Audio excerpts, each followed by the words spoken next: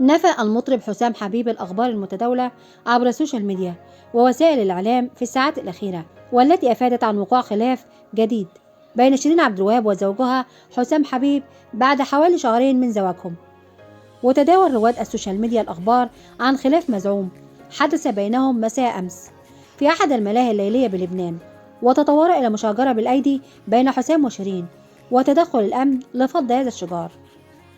من جانبه نفى حسام حبيب ما يتم تداوله عن الواقعة في تصريحات لإيتي بالعربي: الخبر مش صح وكذب طبعا، احنا في أحسن حال وبنحضر لشغل كتير الفترة الجاية، وبطلب من الناس تبطل تسمع للصحافة الصفراء، منهم لله ناس مريضة.